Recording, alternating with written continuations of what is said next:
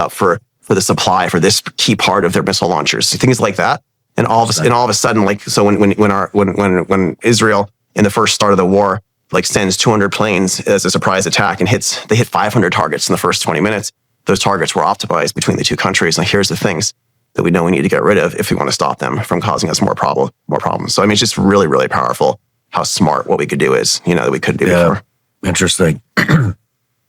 What else should we talk about that's going on over there? Over there? Yeah. It's... What are you worried about with the Strait of Hormuz? You worried about that at all? And this, this is a tough one. I am worried. Listen, I think this is one of those things that could take a few weeks and it could take a few months. And it's really, really hard to stop asymmetric attacks, right? Because, so the Iranian, and listen, this is one step removed. I don't have the exact information, but you have these mountains that they're firing out of, right? And it's amazing because as far as I could tell, so what'll happen is they have railroads underground. They're way under the granite, and they have tons of missiles there. It's not about how many missiles they have. It's about how many launchers. And they have launchers, and the launcher will come out and it'll go out the railroad to an opening like a cave. It'll fire, and then it'll hurry back in, and we'll see where it fired from. And you could destroy that, so they can never use that again for a long time without spending, months digging out because you just bomb the hell out of it. But then they just go out another cave and another cave. And these guys have apparently built hundreds of these caves. It's actually impressive. Wow. Right? It's like they've been preparing for 20, 30 years for this. Yep. And so they have these mountains that they're firing out of. And then you have all along the Strait of Hormuz, you can hide drones, right? You can hide all sorts of things in hundreds of locations that each time it's a new attack, a new location.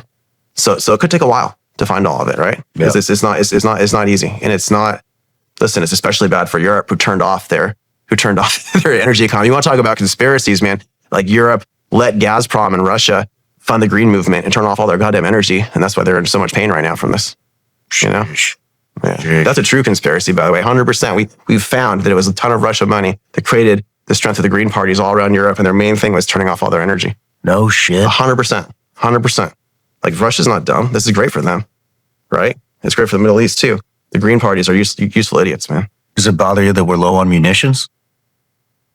There are some munitions we're not low on, and there's some interceptor things that we could use a lot more of.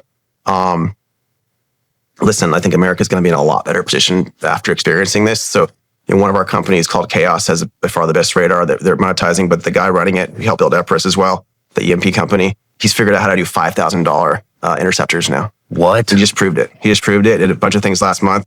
We're going to make thousands of them this year. We're going to make hopefully hundreds of thousands next year. I mean, America is going to be so strong coming out of this because we're learning and we're iterating. We're getting better. And it definitely bothers me that we had to waste millions of dollars per shot on some stupid interceptors. That was dumb, but that's because the primes are idiots. We're just going to fix it for them. Totally, honestly, Right on. Let's just make it better. What's China doing during all this? They're in shock. They're in shock. And there's things released internally that said, you know what? It turns out America's a lot stronger than we realize, but they just have to want to use their strength. And their main objective with us is to make us not want to use our strength. And how do you make America not want to use our strength?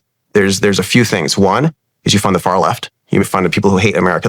That group that's down in Cuba right now saying how great Cuba is, how bad America is, the one hotel that has light in the whole goddamn country. Those people are funded by China. It's the wife of the guy who's been one of the main funders of everything, is the Neville guy who's hiding out in Shanghai. So you have all sorts of Chinese money trying to make us hate ourselves. You have all sorts of, I'm sure they love it when we fight with ourselves in two extreme ways on the right. I think it's totally legit to push back on the war. I respect that. I admire that. But there's people who are actually pushing back on even America, being a world leader and saying we have to share power with China, like Tucker said to that Chinese spy the other day, a few weeks ago on the podcast. There's a lot of guys we should be sharing any power with China. Exactly. I know you're not. He's lost it. I think he's lost it. He's too extreme against us. And so China wants, and you know what they have? They have what's called cognitive warfare. They're very smart about this. They have land, sea, air, cyber. Cognitive is a fifth branch. And they use all sorts of tactics. They capture whatever data they can. Same way we're capturing data to attack Iran and figure out targets. They're capturing data on everything and everyone going on in the country, building profiles and trying to figure out what do they do, what do they try, what do they push to make people not love America, to make people not want America to be free and have property rights, because they know that is how because it's the only way they're gonna get us at the end of the day. If they've beefed up presence off the coast of Taiwan. Oh, 100%. But they've continued to do that for a long time. That's right. But it's more now since the Iran stuff kicked off, correct? Am I off on this? I think even before the Iran stuff kicked off, I saw they're putting a bunch of ships and doing exercises all around the island. I shouldn't say I'm supposed to go visit briefly in a little bit. It gets a little scary flying on your plane over the Chinese warships. You like Shawn, maybe don't air the episode until after I land. Right on. We'll push it. Yeah, I'm just kidding. But I mean, how are these chip fabs going in Arizona? I think some parts worked pretty well. I think there's some parts culturally where it's harder for some of the employees to ramp up in the U.S. for some of the types of tasks. I mean, the reason I'm asking, because that's the big fear for us, right? Well, I think, yeah. And Elon announced Terrafab, which is awesome. He's going to try to massively. You see the size of that building? It's like this, 3 or 4 miles long. Wait, what are you talking about? Elon announced this massive project to do a massive fab for chips in Texas. No shit, I didn't even fucking hear about. Yeah, since we're recording the last few days, it'll be a couple weeks ago when it comes out. Yeah, no, it's a big project, worth talking to people about. It's really cool. And they're going to try to do everything here at massive scale. Listen, I think these things take a while to get. I think I call it China. I think Taiwan, which is actually China, right? It's the good China. I think Taiwan has a lot of advantages there from building it for decades. And I think they should be our ally and we should be working with them and we should be doing some things here and then some things in their ecosystem. I mean, there's stuff that's done by hand by people who've been doing it for 20 years, whether it's in Taiwan or Vietnam or other places that you're not just going to replace right away with robots and you're not going to be able to pay people to do a lot of that stuff here. I think the high value stuff you could take, the low value stuff, I still think we can work with other countries. It's just really, really hard to do it at scale without it. But totally, we got to bring more here. But does that worry you? That's what worries me the most. If they do take it, then what the fuck are we going to do in the end? I'm the one who should be more worried about that because I'm building all these goddamn AI companies. What do you think? Listen, obviously it would slow things down and obviously it'd be bad for the world. A lot of the chips are things like if you have a minivan for your kids or it's the chip opens and closes the door automatically. You're not, you'll have to do it by hand instead. It's just there's a lot of the chip stuff is we can swap things in and out. We could keep the key ones. You don't have to, a lot of the chips we use are convenient, but they're so cheap that we use a lot more than we need. And there'd be ways to figure it out and to keep things going and it wouldn't be as big of an economic impact right away, although it would obviously slow down the AI wave, which I don't want. Because that's something we should talk about. I think the AI wave is way better than people realize. It's the coolest thing happening in the world right now. Man, let's do it. I just had Brett Hancock in here with Figure AI. I love it. Robot in. Yeah. What the dude? It's a whole different world already. There's so much happening, man. What is happening? These kids, I was sitting with one of my old CEOs from 20 years ago. We built something together that we sold. And it was like building back then. We were selling, it's called OpenGov. And it's a great company. But it's I was saying, it was like being in a boat and rowing through the dirt, with a paddle, because it's so freaking hard to build these things sometimes. It was so slow. And now there's one of my AI CEOs was sitting next to us and he didn't hear my comment, but he came over and he's like, Joe, we're not just going to double revenue this quarter. We're going to triple revenue this quarter. And it's holy crap, this stuff is just growing and changing and fixing things so fast. And, I think in terms of why people should care, because I think it's a quick argument, whatever, Joe, it's nice, you're going to make a lot of money. Who cares? You're already rich. Why should the 300 million Americans care? I think there's a few really great ones. I think the number one is healthcare AI is going to make healthcare half the cost if we let it. This is really important. We can make healthcare so much better, so much cheaper. So much, it's one of those things where it's going to be a big battle because right now every state has laws against it because of scope of practice. But I think we're going to be able to prove some sandboxes. And if we can, that's going to be great. First of all, that's just makes America way wealthier, right? That we don't have our healthcare debt. So, man, I just saw, I think it's Mark Cuban's opening some pharmacy. He's doing great work on the pharma side. Listen, Mark and I don't have the same politics, but I really admire his work on that because that's a great, I've worked this is going to take pharmaceuticals. You're going to be able to get them at cost, if I've read it correctly. There's a ton of, so what happens in the old days is the pharma companies are so corrupt that they had laws, they had agreements where you couldn't even tell a patient about a generic option that was way cheaper. And this is a PBM agreement. So in order to offer my drug over here, you're not even allowed to offer a payment. And so my friends and I went to the Senate and we fought really hard. And we won one battle and lost one battle. The battle we won is you made it so it's now legal for doctors to tell you about any generic, which is really important, by the way, because obviously, yeah. But the other one is they're still not able to share pricing. So they're still able to gag you on pricing. And so and it's really crazy. So they just hide pricing on all this stuff and don't let anyone share it. So there's no market for a lot of these things. And they just take advantage.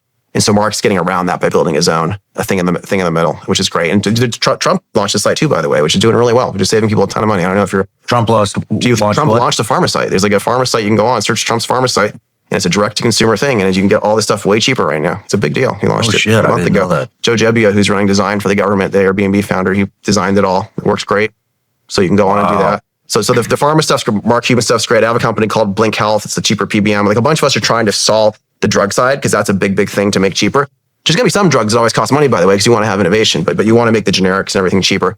But then the bigger side of this, man, is the health systems and is primary care. And like, there's not enough doctors for rural areas. You have to wait weeks sometimes. It's really expensive to go in.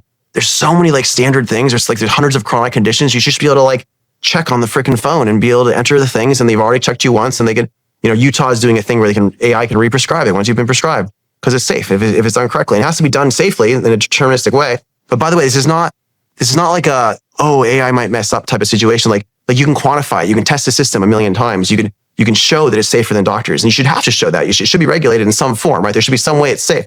But once you prove it's safe, if keeping it out, that's just keeping prices high for the sake of the medical companies. That's bullshit.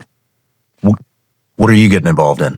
Well, so we're building some things there, right? We're building a bunch of things in medical AI, healthcare, and there's a bunch of great entrepreneurs doing that. That's like a big wave coming. A bunch of our friends are working on that. We got to make it legal. I'll tell you another crazy AI thing that's coming is have you followed Joby Aviation? There's them and Archer are the two eVTOL companies. So these guys have been, so Joby, we backed 11 years ago to start, and they just got approved for 12 cities where they're going to be doing, 12 states where they're going to be doing takeoff and landing. So you basically can do flying cars in 12 states is coming this next year. Wow. Which is amazing. Year? It's coming in the next year. It's approved now. So can we buy these cars, or it's like Uber? It's like Uber. You're gonna be like, but you could use it. I gotta check if it's Tennessee. I think it might be, but it's Texas for sure, and Utah and a few other ones. I should have checked if it's Tennessee or not. But you can like have it come pick you up, and take you downtown or something, which would be great. Yeah, we got to push government. I bet it would be here. I'll check. But here's the thing. So these guys are like the best airplane guys, and they started with the insertion point at Joby at the flying cars. Right, they're like these wing things with 5 rotors. They're building new airplanes too, and their best aerodynamicists in the world. When you had a new idea and you wanted to iterate, it used to take 3 months, 6 months, right? Because that's just how long it takes to do these things and do the work and program it and test it out. Thanks to AI, you can do all that in an afternoon now. So every afternoon, the best guys in the world are doing like 3 to 6 months of work. And so here's the thing that people don't realize about AI. It's like we're living like multiple years in one in terms of progress. So we're taking like the 2020s and the 2030s and the 2040s, and we're condensing it into the next few years. Mm-hmm. And it's, the breakthroughs we have just on the airplane side, airplanes were basically stuck for 60 years, right? No one believed anything would happen. You're going to start having like way more efficient, way better airplanes coming out in the next few years, thanks to AI. And it's going to be like this shocker where everyone's like, what the heck? These guys actually have hydrogen fuel cells working now. No one's ever got them working on planes. So hydrogen fuel cells, 3 times more efficient per weight, 2 times more efficient per conversion energy. So it's 6 times more efficient for flying as a fuel in the air, which is pretty amazing. And then you have the new shapes of airplanes and designs of airplanes that we've thought about for years, never really been able to test. And the new designs are multiple times more efficient too. You do the multiplication 6 times, even if it's only 3, it's 18 times. All of a sudden air travel's super cheap, way better for everyone in the 2030s, right? So it's just like the world's in a really good place thanks to this AI. Like this stuff really matters. Yeah, everybody's really concerned, but it does. I've been concerned too. I've been worried, but it's a lot of change. But I think we're going to be better off when we get on the other end of this. I think we already are better off. I think it's already getting better, but it's going to be a huge leap the next 5 or 10 years. And listen, I think it's fair to be scared. I'll tell you, if I had to make the other argument, what am I most scared of? I think it's really good that Elon's doing XAI, because I think it shifts the Overton window, because you don't want just a bunch of woke companies in charge. Listen, I think there's people I respect in Anthropic, despite the fight they've had with the department and stuff. And there's some leftists there too. I think OpenAI kind of let themselves be conquered by the left. I think Elon, with what he's done, is kind of pushing everything else to be more rational, basically. And that because it would be scary. Let's say you only had woke authoritarian AI things that are all of a sudden ruling against everything you and I believe. That'd be bad. So listen, I think there are things we got to watch for and be careful with. But this stuff is going to make so much wealth for everyone. How do we?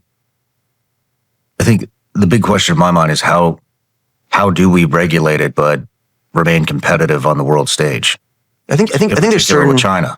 And your next governor here, she's kind of more on the regulation side, right? Blackburn, Senator Blackburn. She's one of the ones who kind of pushes that. And listen, I respect where she's coming from in certain areas. I think you want to protect children for sure. I think that's right. I think there could be certain rules on privacy we all agree on that we want to put in place. I think that's fair without breaking everything, right? I think there's probably should be some rules about what kind of images you can create about people. You shouldn't just be able to like take a picture of one of our wives and do whatever they want with it in a video. That's not fair. I don't know. That's kind of messed up, right? It's like there's probably things like that we should be protecting for civilized society. So I think the best way to do this is to do it nationally. I mean, Congress is so dysfunctional on both sides right now. They're so dysfunctional. Like really what you do is you have moderates work together nationally, put some basic things in that we all agree on, and then just like let it be free and then come back and revisit if something else is broken. Like that would be my take, So you're pretty much you don't want much regulation at all. I want to protect kids and I want to protect creators. I think Senator Blackburn is big on protecting creators. There's probably some rules there that's good. That's fair too. So I think there's basic things you could do for sure. And there's some compromise. But I think right now, the vast majority of regulations in this country, like there's 9 million words per state, Shawn, of regulations, 9 million words per state. The vast majority is big companies stopping small companies and stopping new innovative companies from disrupting their business more efficiently. Like that is what regulation mostly does. Let's be honest, right? And here's the crazy thing. So one type of regulation is licenses. You need licenses to do things, right? So there's 1,000 different types of things you might need a license to do. Mm-hmm. There's only 50 of them that you need a license in every state to do. So right away from the start, 95% of the things that they force licenses for is clearly just protecting their guild because it's perfectly safe to do without a license in another state, right? So most of this stuff is guilds and big companies creating regulations to stop others. And healthcare, by the way, that's exactly what it is. Healthcare costs so much money because we put so many rules that you can't compete. Yeah. It's literally crazy amount of rules. You have to spend tens of millions of dollars just to get going, and you can't even do a new thing because they've blocked all the new stuff you could do. So our country, areas where we have high costs, where everyone suffers, where the middle class, where the working class suffers, is the areas where these guys have put in thousands and tens of thousands of rules. And by the way, that's like good for guys like me. If I just wanted to make tens of billions of dollars, I could put in all sorts of rules and I could afford the fucking lawyers to go follow those rules, right? Like guys in my situation who've built multiple big companies, like we could deal with regulation. We can afford it. We could figure it out. But it crushes any new thing trying to compete. And so it's bullshit. We shouldn't be crushing all these new things. What about AGI? So this is like the did we create a new God question, right? Because that's like obviously a fair question. And it's didn't Jensen Huang just come out and say we're there? There's AGI, there's ASI, which is like general intelligence versus like systemic intelligence. I think a lot of people are defining when do we create something that has more intelligence than all of humanity combined and can do things that none of us combined can do. The question is like, what's the level? I'm not even sure it's the right way to think about it because it's really more of a tool right now for lots of things. But sure, let's just I think it's a fair question. Like, do at some point you create something that has like so much more intelligence that's just so far ahead of you all that somehow it takes over. And listen, I think right now I'm much more afraid of what people are going to do with AI. I'm not saying you couldn't somehow create something that would do that. I think you have to be smart. I think that's more of like a 10, 20 year from now question. Okay. But it's definitely a question to watch for. And I think as you're building AI, one of the things it does as a tool is helps us analyze and understand what's coming next. And we have to it's actually really good. There's lots of these companies because we all need to be using these in different ways to understand and analyze and make sure we're aware of what we're building. It's like, it's true. Yeah. Yeah.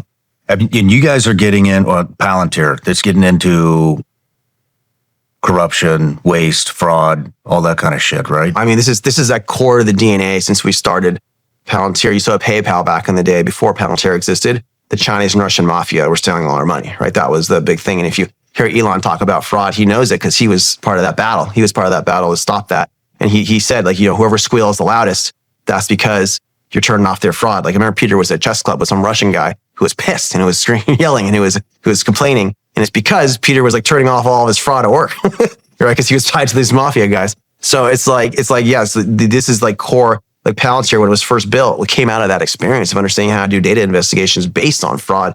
And yeah, Palantir is working right now with the SBA, with Kelly Loeffler, Administrator Loeffler is doing an amazing job there.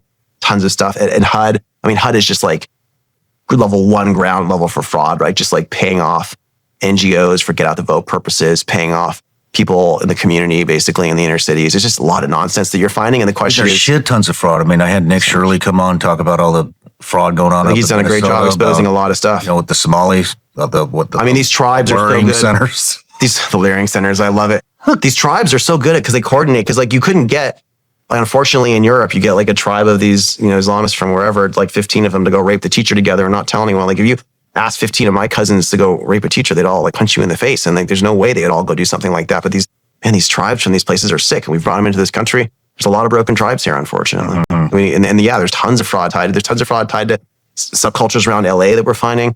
It's really unfortunate. We got to turn all this stuff off. So, I mean, my question, you guys are going over, I keep saying you guys, Palantir, COVID era PPP fraud. Palantir is now helping Small Business Administration investigate fraud. Tons of it. You mentioned the HUD, minority contracting abuse. Biden nearly tripled the size of the program. Most contracts were no bid awarded. So anyways, I mean, this kind of sounds, didn't we kind of do this with Doge and it didn't? Well, Doge turned off $160 billion of stuff. It's not nothing. That's pretty good stuff. No. I'm not saying it's not nothing. I'm saying probably a lot more. We all wanted a lot to go. There's a lot more to find. There's a whole distance. Yeah. But there was so much fucking pushback. Yeah. And it was like complicated. I think when Doge first started, I was there at Mar-a-Lago briefly and with Elon and Vivek and others, and they were interviewing people to become the secretaries, right? Because Trump had him helping with the transition. And so Doge right from the start was kind of like tied to the boss and tied to the president. And I think there had to be a cultural change with how it worked with the agencies and worked with the leadership in ways they'd be okay with it. But a lot of the best people did go into these agencies and keep working. It's not like it went away fully, right? A lot of the cultures there are still in a lot of these places and going. And I love that the president's put the vice president in charge of this, right? And I just saw him recently. He says this is a big objective of his. He's working hard on it. And a lot of the grift that comes from fraud, Shawn, is how the Democratic Party funds its allies. This is just the truth. This is how the Democratic Party funds its friends and allies. It's very good at it, right? We caught huge amounts of money going to these things that go to get out the vote for the left. There's hundreds of nonprofits in New York State recently came out that are funding get out the vote. They're funding candidates, right? And so these people will have political power. They'll get money for their NGOs. They'll get money for their businesses with Medicaid or whatever else, and they'll give it right back. It's like political largesse. They give it right back to people benefiting them, and they get more. And it's huge amounts of money. So this is why, unfortunately, a lot of the left is not on our team for getting rid of fraud, because it's funding so many of the people who vote for them and who support them. And this is a huge issue for us to go after much harder. We got to turn it off. Sheesh. I mean, do you think has this started? Oh yeah. Listen, they're finding a bunch of stuff with Administrator Loeffler on the SBA. They just announced a bunch of stuff in HUD a few weeks ago that they're finding. There's just all this stuff, and we're turning it off. And you said the right thing. That's also really getting me really annoyed is we should be doing more prosecutions. We should be putting more people in jail because you're finding stuff that's very clearly fraud and you're turning it off, and we are not prosecuting. And I think the people running the DOJ are not nearly as competent as they need to be.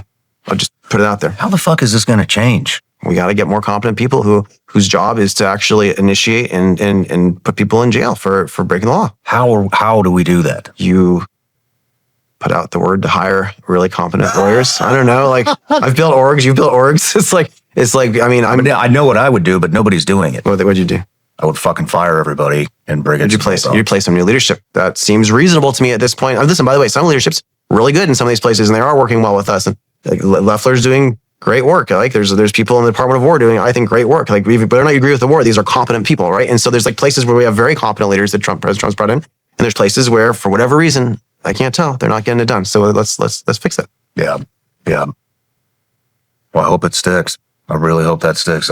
We got to turn this stuff off. We got to prosecute it. We got to make sure it can't happen again. It drives me crazy, Shawn, because we have, first of all, like the government shouldn't be able to give hundreds of billions to NGOs. Like what the heck, right? That's wrong. But the problem is if you go to the Senate and try to get the votes for that, you need 60 votes. You can't get it because the Democrats won't vote against funding this stuff. You know what I think we should do here to fix that? What? We should use the NGOs for our objectives at scale. We should say, okay, we're going to be funding NGOs to help free speech in Europe. We're going to be funding NGOs to root out the communists from all the universities around the country. We're going to be funding NGOs to go do anti-voter fraud in the cities. We're going to be funding NGOs to look at any other NGOs to make sure they're not doing anything political. Like these are all things we could do, and the left would hate it. And you know what? We might get the votes to turn off NGO funding if we actually use them for something on our team. I don't know, just to throw it out there. Like why not be a little more aggressive? We're in the generation that wants to fight. These old Republicans, man, they don't know how to fight. Yeah, I think we've all figured that out. We all figured it out. Like, come on, guys. Like, we need to actually fight and win. Like, because there's stuff we're totally aligned on here, but we got to be fighting. Why don't we have fighters? It's like there's this genteel class of like patricians presiding over some kind of decline. I don't get it. Like, come on, guys. Let's fix it. So what would we do? Would we start new NGOs? Or I'm in favor of just turning it all off. But because we can't turn it all off, I would probably start new ones to bid for the money and use it for things on our side while we're in power. But I'd want to design them in a way where they're going to wind down no matter what, because you don't want to create a whole new class of leeches, right? That's always a problem. Yeah. Because I'm not for having tons of leeches on our side like they have on their side. They have so many leeches. They just make money off this nonsense. There's like whole agencies that we turned off that were basically doing nothing and just other than fraud and corruption. And so we don't want that. That's not our side, but we should be fighting back, and we should be doing whatever we can to get them to be forced to turn these off. That's my view. Does make sense. What's going on in Ukraine, Russia these days? You know, I really hope that this war has a good impact there. Like, if we're honest, like the three militaries that are probably the best in the world right now, just from all their practice recently, is probably U.S., Israel, and Ukraine. Obviously, U.S. is the very best, but Israel and Ukraine have both gotten so much better because they've been forced to fight. I've been very impressed with the Ukrainians. There's some really, really clever innovation that they've created by necessity to save themselves. I mean, it's amazing stuff they're doing. Give me some examples. Like Stuff that's impressing you over there. Like figuring out, like there's this company, Sign Engineering, that we're involved with, just like doing all of the maps of the battlefield for the drones and how to control them and how to counter them and knowing what's going on and knowing how to hide, knowing how to attack. There's all sorts of new things. There's electronic warfare that they and others are doing to create like bubbles. The enemy